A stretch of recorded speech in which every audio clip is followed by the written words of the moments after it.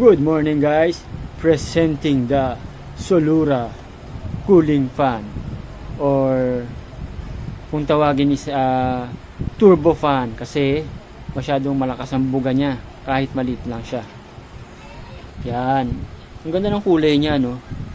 Itim na may kasamang pink, tapos digital na yung ayan, yung may panel siya na maliit sa 67%. Lakas ng buga niya, o dito pwede nyo hinaan.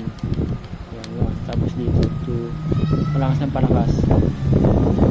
Pakinggan nyo, parang hélice ng aeroplano. Ang lakas, grabe. 67% siya. Ang tagal nito. Yun ang maganda rito, makunat ang battery niya. Yun ang importante.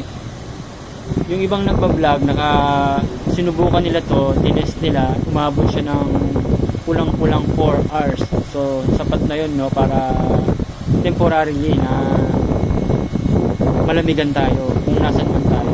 Lalo na kami pag napupunta kami sa church. Pupunta kami sa church, yan. Gamit-gamit namin ito. Tapos, ayan, meron siyang 6 na LC. Kaya malakas yung buga niya. Diba? Talagang the best dito yung makunat yung battery niya.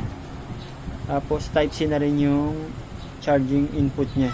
Syempre mag-aang siya, diba? Tapos pwede din lagyan ng lace dito just in case na clumsy yung gagamit, diba?